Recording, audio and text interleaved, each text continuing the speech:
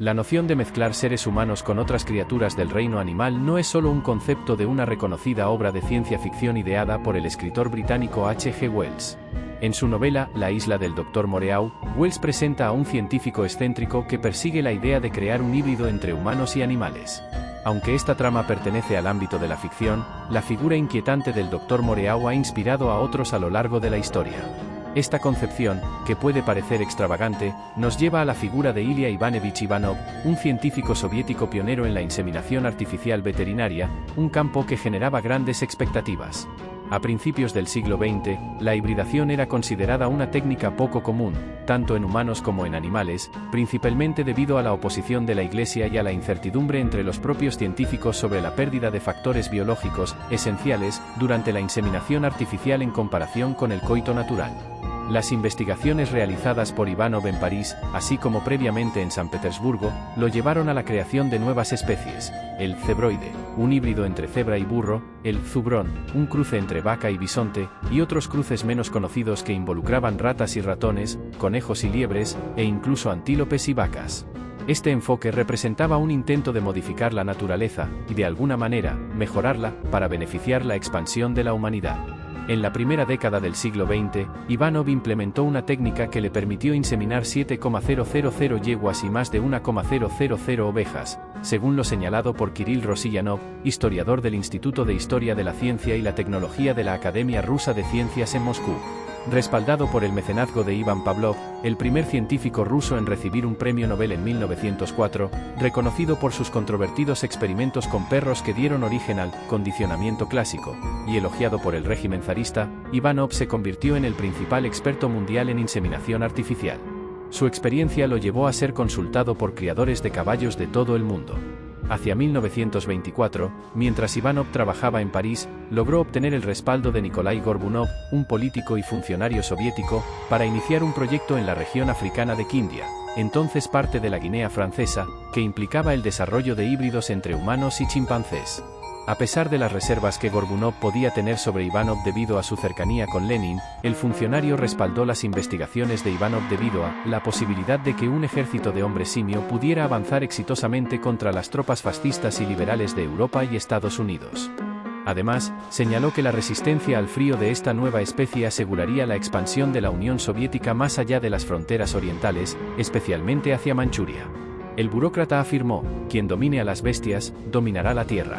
En 1926, Ivanov emprendió un viaje a África en busca de monos, mientras en Georgia se establecía un laboratorio donde se llevaban a cabo experimentos con hombres de raza negra. De acuerdo con las concepciones raciales predominantes en esa época, se creía que los individuos de raza negra estaban más cercanos a los primates y, por lo tanto, eran considerados más adecuados para estos experimentos. Simultáneamente, se realizaban ensayos con voluntarios rusos de raza blanca que donaban esperma para estos propósitos.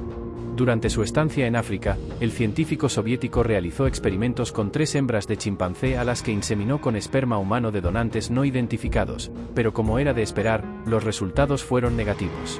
Ivanov atribuyó el fracaso a las dificultades inherentes de trabajar con chimpancés y solicitó una autorización especial al gobierno soviético para experimentar con mujeres guineanas, a las que pretendía inseminar con semen de chimpancés sin su conocimiento.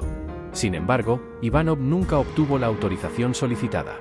De vuelta en la Unión Soviética, Ivanov continuó sus experimentos con un grupo no especificado de prisioneras, a las cuales visitaba en sus celdas en la prisión de Lubianka. Sin embargo, estos intentos tampoco arrojaron resultados positivos. Ivanov atribuyó su falta de éxito a la falta de cooperación de las prisioneras políticas en edad fértil y al uso de semen previamente congelado. A pesar de los obstáculos continuos que enfrentaba Ivanov, había uno particularmente preocupante: la impaciencia de Stalin. La falta de resultados socavaba la reputación del científico, quien ya había perdido la confianza de Gorbunov. Sin embargo, Ivanov mantenía una fe inquebrantable en que eventualmente alcanzaría el éxito. Su última oportunidad surgió cuando obtuvo permiso para trasladarse a Sujumi, una ciudad costera del Mar Negro.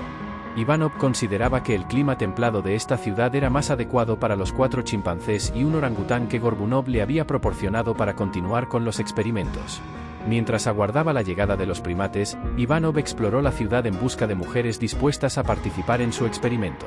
Convencido de la importancia del factor psicológico en el proceso de embarazo, Ivanov buscaba candidatas que desearan quedar encintas. La mayoría de las mujeres de Sujumi eran analfabetas, pero con su elocuencia persuasiva, logró convencerlas de que su contribución a la ciencia sería recompensada por el propio Stalin. Finalmente, después de varias semanas de explicaciones, Ivanov contó con la participación de 5 voluntarias, todas ellas de entre 16 y 20 años. Para desgracia de Ivanov, los simios llegaron en condiciones precarias, enfermos, exhaustos y con fiebre. De los 4 chimpancés que trajeron, todos perecieron, dejando al orangután, apodado Tarzán, como el único superviviente.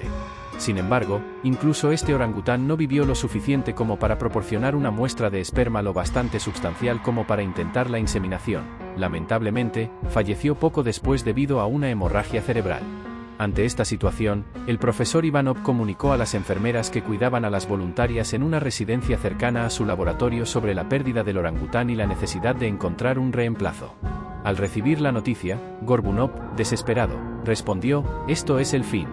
Durante la primavera de 1930, Ivanov se convirtió en el centro de las críticas políticas y, finalmente, el 13 de diciembre de 1930, fue arrestado por el NKVD, la policía secreta.